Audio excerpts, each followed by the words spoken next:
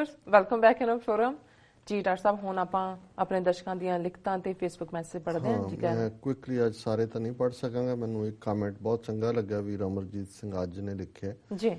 We must accept finite disappointment but we must never lose infinite hope.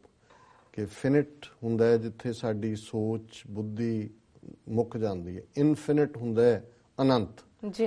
कि बेशक जो कुछ चल रहा हुंदा आले दुआले उहदे चों निराशा निकलती है, फिनिट डिसअपॉइंटमेंट हुंदी है, पर इनफिनिट उस अकाल पुरख दी जिथे अगाध बोध जिहड़ी उहदी रचना है और उहदे चों साडी जिहड़ी होप और आस है वो हमेशा कायम रहनी चाहिए। बाकी खालसा सिंह कुलजीत, जसप्रीत सिंह जस्सी, धनोआ सिंह साहब, जुझार विरक, जीता संदर, जानो उजानो, बलिहार सिंह कंग, इन्हां सारे वीरां ने फतेह अर्ज की है और होर पॉजिटिव गल्लां कहीआं ने पर इस वेले वक्त नहीं है जी। डॉक्टर साहब साडे कोल लिखत आई है वीर हरमेल सिंह जी दी।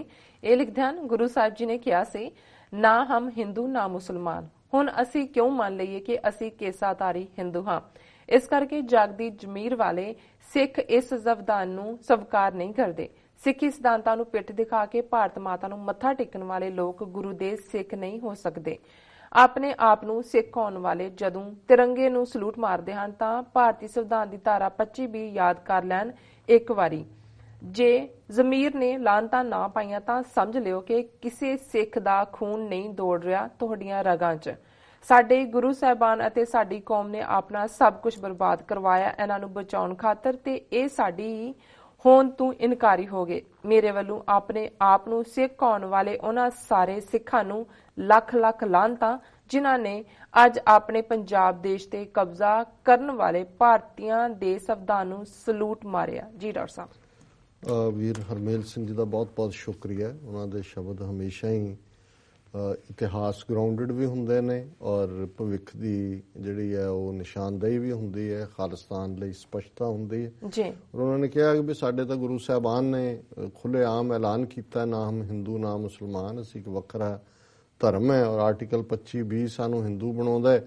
ਤੇ ਫਿਰ ਤੁਸੀਂ ਕਿਵੇਂ ਉਹਨਾਂ ਦੇ ਤਿਰੰਗੇ ਨੂੰ ਸਲੂਟ ਮਾਰਦੇ ਹੋ ਤੇ ਭਾਰਤ ਮਾਤਾ ਦੇ ਸਿੱਖ ਬਣੇ ਹੋਏ ਹੋ, ਤੁਹਾਡੇ ਤੇ ਲੱਖ ਲੱਖ ਲਾਹਨਤ ਹੈ।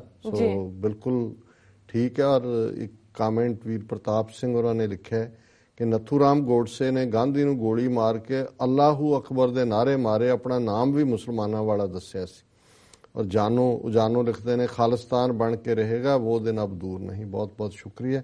ਔਰ ਇਹ ਬਿਲਕੁਲ ਠੀਕ ਹੈ ਕਿ ਉਦੋਂ ਜਿਵੇਂ ਹੁਣ ਜੇ ਨਵੰਬਰ 84 ਚ ਹਜ਼ਾਰਾਂ ਸਿੱਖਾਂ ਦਾ ਕਤਲੇਆਮ ਭਾਰਤ ਭਰ ਚ ਕੀਤਾ ਗਿਆ ਕਿ ਜੀ 2 ਸਿੱਖਾਂ ਨੇ ਮਾਰਿਆ, ਪਰ ਕਿਸੇ ਨੇ ਹੁਣ ਨੱਥੂ ਰਾਮ ਗੋਡਸੇ ਮਹਾਰਾਸ਼ਟਰ ਦਾ ਬ੍ਰਾਹਮਣ ਸੀ, ਸੋ ਕਿਸੇ ਨੇ ਮਹਾਰਾਸ਼ਟਰ ਦੇ ਬ੍ਰਾਹਮਣਾਂ ਦੇ ਉੱਤੇ ਹਮਲੇ ਨਹੀਂ ਕੀਤੇ, ਕਤਲੇਆਮ ਨਹੀਂ ਕੀਤਾ ਕਿ ਜੀ ਉਹਨਾਂ ਨੂੰ ਮਾਰਨ ਵਾਲਾ ਜਿਹੜਾ ਹੈ ਉਹ ਮਹਾਰਾਸ਼ਟਰੀਅਨ ਬ੍ਰਾਹਮਣ ਸੀ।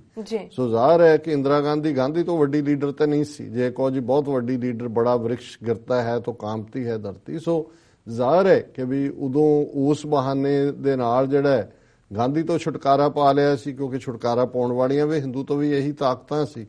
ਤੇ ਇਹ ਇੰਦਰਾ ਗਾਂਧੀ ਦੇ ਬਹਾਨੇ ਨਾਲ ਉਹਨਾਂ ਨੇ ਜਿਹੜੀ ਸਿੱਖਾਂ ਦੀ ਨਸਲਕੁਸ਼ੀ ਪਹਿਲਾਂ ਹੀ ਪਲਾਨ ਕੀਤੀ ਸੀ ਗੁਰਪੁਰਬ ਦੇ ਉੱਤੇ ਗੁਰੂ ਨਾਨਕ ਸਾਹਿਬ ਦੇ, ਉਸ ਨੂੰ ਉਹਨਾਂ ਨੇ ਜਿਹੜਾ ਸਿੱਖਾਂ ਨੂੰ ਰਾਜ ਕਰੇਗਾ ਖਾਲਸਾ ਦੀ ਥਾਂ ਯਾਦ ਕਰੇਗਾ ਖਾਲਸਾ ਜਿਹੜਾ ਉਹਨਾਂ ਨੇ ਯਾਦ ਕਰਵਾਉਣਾ ਸੀ। ਸੋ ਕੁੱਲ ਮਿਲਾ ਕੇ ਅਸੀਂ ਸਮਝਦੇ ਹਾਂ ਵੀ ਜੇ ਇਸ ਨੂੰ ਮੈਂ ਵੀਰ ਹਰਮੇਲ ਸਿੰਘ ਹੋਰਾਂ ਦੀ ਲਿਖਤ ਨਾਲ ਜੋੜ ਕੇ ਦੇਖਾਂ ਤੇ ਫਿਰ ਮੈਸੇਜ ਇਹੀ ਨਿਕਲਦਾ ਕਿ ਭਾਈ ਇਹ ਕੇਸਾਧਾਰੀ ਹਿੰਦੂ ਵਾਲੇ ਸਟੇਟਸ ਚੋਂ ਨਿਕਲੋ, ਇਹ ਤਿਰੰਗੇ ਇਹ ਸੰਵਿਧਾਨ ਇਹਨਾਂ ਚੋਂ ਸਾਡੇ ਲਈ ਕੁਛ ਨਹੀਂ ਨਿਕਲਣਾ ਔਰ ਅਲਟੀਮੇਟਲੀ ਸਾਡੀ ਡੈਸਟਨੀ ਜਿਹੜੀ ਹੈ ਉਹ ਖਾਲਿਸਤਾਨ ਦੀ ਆਜ਼ਾਦੀ ਦੇ ਨਾਲ ਹੀ ਜੁੜੀ ਹੋਈ ਹੈ। ਸੋ ਇਹਨਾਂ ਦਾ ਵੀਰ ਜੀ ਦਾ ਬਹੁਤ ਬਹੁਤ ਸ਼ੁਕਰੀਆ। ਜੀ ਡਾਕਟਰ ਸਾਹਿਬ ਸਾਡੇ ਕੋਲ ਅਗਲਾ ਮੈਸੇਜ ਆਇਆ ਹੈ ਮੇਰਾ ਖਿਆਲ ਹੈ ਜੀ ਡਾਕਟਰ ਸਾਹਿਬ ਤੁਸੀਂ ਇਸ ਪਰ ਅੱਜ ਦਾ ਵਿਚਾਰ ਸਾਡੇ ਦਰਸ਼ਕਾਂ ਨੂੰ ਦੱਸ ਦਿਓ। ਅੱਜ ਦੇ ਵਿਚਾਰ ਲਈ ਅਸੀਂ ਭਾਈ ਗੁਰਦਾਸ ਜੀ ਦੇ ਬ੍ਰਿਜ ਭਾਸ਼ਾ 'ਚ ਜਿਹੜੇ ਲਿਖੇ ਕਵਿਤ ਨੰਬਰ 161 ਨੂੰ ਚੁਣੇ ਜੀ।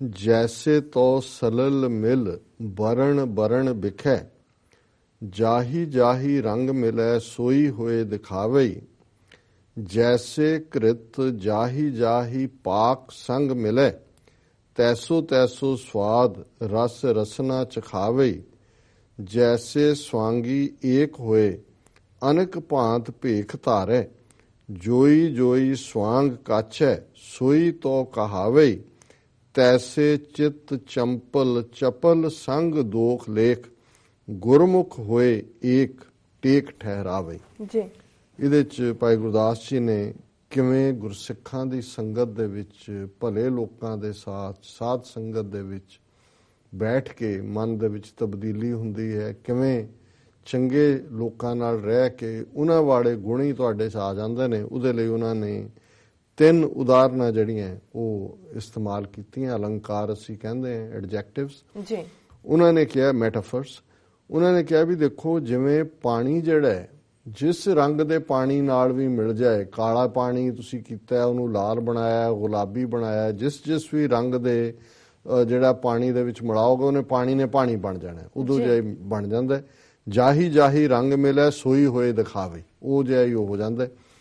ਔਰ ਇਸੇ ਤਰ੍ਹਾਂ ਜਿਹੜਾ ਘਿਓ ਹੈ, ਜੈਸੇ ਕ੍ਰਿਤ ਜਾਹੀ ਪਾਕ ਸੰਗ ਮਿਲੇ। ਹਰ ਸਬਜ਼ੀ ਹਰ ਦਾਲ ਨੂੰ ਤੜਕਾ ਘਿਓ ਦਾ ਲੱਗਦਾ, ਇੱਥੇ ਹੁਣ ਤੇਲ ਆ ਗਿਆ ਜੀ, ਉਹਦੇ ਚ ਕੋਲੈਸਟਰੋਲ ਹੁੰਦਾ, ਪਰ ਤੁਸੀਂ ਦੇਖੋਗੇ ਵੀ ਉਹਦੇ ਚ ਘਿਓ ਦਾ ਸਵਾਦ ਤਾਂ ਹਰ ਸਬਜ਼ੀ ਦੇ ਸਵਾਦ ਦੇ ਨਾਲ ਸਬਜ਼ੀ ਵਰਗਾ ਹੀ ਹੁੰਦਾ, ਲੇਕਿਨ ਘਿਓ ਉਹਦਾ ਸਾਰਿਆਂ 'ਚ ਹੀ ਰਚ ਮਿਚ ਜਾਂਦਾ ਹੈ, ਕਿਉਂਕਿ ਉਹਦਾ ਇੱਕ ਗੁਣ ਹੈ ਕਿ ਉਹਦੇ 'ਚ ਬਾਕੀ ਸਬਜ਼ੀ ਦਾ ਟੇਸਟ ਆਪਣਾ ਰਹਿਣਾ, ਪਰ ਘਿਓ ਨੇ ਆਪਣੀ ਹੋਂਦ ਰੱਖਣੀ ਹੈ। ਜੈਸੇ ਕ੍ਰਿਤ ਜਾਹੀ ਪਾਕ ਸੰਗ ਮਿਲੇ, ਤੈਸੋ ਸਵਾਦ ਰਸ ਰਸਨਾ ਚ ਖਾਵੇ। ਜ਼ੁਬਾਨ ਜਿਹੜੀ ਆ ਉਹ ਜਿਹਾ ਹੀ ਸਵਾਦ ਦੇਣ ਲੱਗ ਜਾਂਦੀ ਹੈ। ਜੈਸੇ ਸਵਾਂਗੀ ਏਕ ਹੋਏ ਅਨੇਕ ਭਾਂਤ ਭੇਖ ਧਾਰੇ। ਸਵਾਂਗੀ ਅਸੀਂ ਕਹਿੰਦੇ ਆ ਕਲਾਊਨ ਨੂੰ, ਜਿਹੜਾ ਕਿ ਇੱਕ ਦੂਜੇ ਦੀਆਂ ਨਕਲਾਂ ਕਰਦਾ, ਜਿਹੜੇ ਨਕਲਾਂ ਕਰਨ ਵਾਲੇ ਹੁੰਦੇ ਸੀ। ਹੁਣ ਹਾਲਾਂ ਜਿਹੜਾ ਸਵਾਂਗ ਕਰਨ ਵਾਲਾ ਉਹਦੀ ਇੱਕ ਆਪਣੀ ਪਰਸਨੈਲਿਟੀ ਹੈ, ਪਰ ਜਿਸ ਕਿਸਮ ਦੀ ਉਹ ਨਕਲ ਕਰ ਰਿਹਾ ਹੁੰਦਾ ਉਹ ਜਿਹਾ ਹੀ ਬਣ ਜਾਂਦਾ। ਤੁਸੀਂ ਜਦੋਂ ਉਹਦੇ ਵੱਲ ਦੇਖਦੇ ਹੋ, ਕਦੇ ਉਹ ਟਰੰਪ ਬਣਿਆ ਹੁੰਦਾ, ਕਦੇ ਕੋਈ ਹੋਰ ਬਣਿਆ ਹੁੰਦਾ। ਹੁਣ ਅੱਜ ਕੱਲ੍ਹ ਤਾਂ ਬਹੁਤ ਨਕਲਾਂ ਟਰੰਪ ਦੀਆਂ ਹੋ ਰਹੀਆਂ। ਅੱਜ ਕੱਲ੍ਹ ਤਾਂ ਜਿੰਨੇ ਕਾਮੇਡੀ ਵਾਲਿਆਂ ਦੀ ਕਰਾਊਡ ਹੈ, ਬਾਕੀ ਨਾਲੋਂ ਸਭ ਤੋਂ ਵੱਧ ਜਿਹੜੀਆਂ ਕਾਮੇਡੀ ਦੇਖੀ ਜਾਂਦੀ, ਕਿਉਂਕਿ ਜਿੰਨੇ ਜੋਕ ਇਹ ਦੇ ਰਿਹਾ ਜੀ। ਲੇਕਿਨ ਹੁਣ ਉਹ ਜਿਹੜਾ ਕਰ ਰਿਹਾ ਹੁੰਦਾ ਉਹਦੇ ਕੋਲੋਂ ਟਰੰਪ ਹਾਵੀ ਹੁੰਦਾ ਉਹਨਾਂ ਤੇ, ਜਿਹਦੀ ਤੁਸੀਂ ਸਵਾਂਗ ਰਚ ਰਹੇ ਹੁੰਦੇ ਹੋ। ਜੈਸੇ ਸਵਾਂਗੀ ਏਕ ਹੋਏ ਅਨੇਕ ਭਾਂਤ ਭੇਖ ਧਾਰੇ। ਉਹ ਭੇਖ ਉਹਨਾਂ ਨੇ ਅੱਡ ਕੀਤੇ ਹੁੰਦੇ ਨੇ, ਅੱਡ ਦੀ ਉਹ ਸਵਾਂਗ ਰਚਦੇ ਨੇ। ਜੋਈ ਸਵਾਂਗ ਕੱਛ ਹੈ ਸੋਈ ਤਾਉ ਕਹਾਵੇ। ਪਰ ਜਿਹਦਾ ਉਹ ਸਵਾਂਗ ਰਚਦੇ ਨੇ ਉਹੀ ਨਾਂ ਉਹਨਾਂ ਦਾ ਬਣ ਜਾਂਦਾ ਹੈ, ਆਪਣੀ ਪਰਸਨੈਲਿਟੀ ਉਹਨਾਂ ਦੀ ਨਹੀਂ ਰਹਿੰਦੀ ਜੀ। ਤੈਸੇ ਚਿੱਤ ਚਪਲ ਸੰਗ ਦੋਖ ਲੇਖ। ਇਸੇ ਤਰ੍ਹਾਂ ਜਿਹੜਾ ਉਡਦੇ ਜੇ ਮਨ ਦਾ ਬੰਦਾ ਹੁੰਦਾ, ਫਰੋਲਿਕ ਸਮਝ ਨੂੰ ਕਹਿੰਦੇ ਨੇ, ਚਿੱਤ ਚੰਪਲ ਵੀ ਇਧਰ ਉਧਰ ਕਿਤੇ ਟਿੱਕੇ ਨਹੀਂ ਬਹਿੰਦਾ, ਉਹ ਜਿਸ ਕਿਸਮ ਦੀ ਕੰਪਨੀ ਦੇ ਵਿੱਚ ਬਹਿੰਦਾ, ਜਿਸ ਕਿਸਮ ਦੇ ਸਾਥ 'ਚ ਬਹਿੰਦਾ, ਚਪਲ ਬੁੱਧੀ ਜਿਹੜਾ ਉਹ ਜਿਹੀ ਉਹ ਗੱਲਾਂ ਕਰਨ ਲੱਗ ਜਾਂਦਾ, ਉਹ ਜਿਹਾ ਪ੍ਰਭਾਵ ਕਬੂਲਦਾ। ਗੁਰਮੁਖ ਹੋਏ ਏਕ ਟੇਕ ਠਹਿਰਾਵੇ।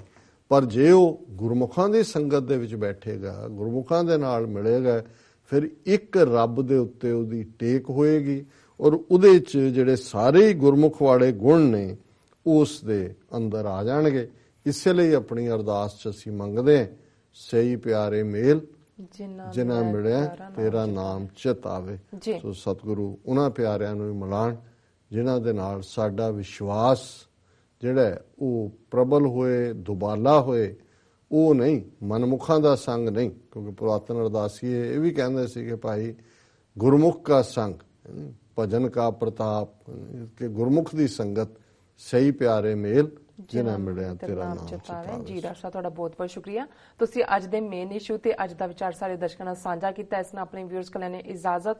ਵਿਊਅਰਸ, ਸਾਡੇ ਪ੍ਰੋਗਰਾਮ ਦਾ ਸਮਾਂ ਇੱਥੇ ਸਮਾਪਤ ਹੁੰਦਾ। ਤੁਸੀਂ ਆਪਣੀ ਰਾਏ ਤੇ ਸੁਝਾਅ ਸਾਨੂੰ ਭੇਜਣਾ ਭੁੱਲਣਾ ਸਾਡੇ ਇਸ ਪਤੇ ਤੇ sos@tv84.tv ਤੇ। ਅਸੀਂ ਆਪਣਾ ਪ੍ਰੋਗਰਾਮ ਲੈ ਕੇ ਫਿਰ ਦੁਬਾਰਾ ਹਾਜ਼ਰ ਹੋਵਾਂਗੇ। ਤਦ ਤੱਕ ਲਈ ਮੈਨੂੰ ਤੇ ਪ੍ਰਣਾਮ ਸੁਣਾ ਗਿਆ ਦੋ। ਦੇਖਦੇ ਰਹੋ TV84। ਬੁਲਾ ਦਿਓ ਫਤਿਹ। ਵਾਹਿਗੁਰੂ ਜੀ ਕਾ ਖਾਲਸਾ, ਵਾਹਿਗੁਰੂ ਜੀ ਕੀ ਫਤਿਹ।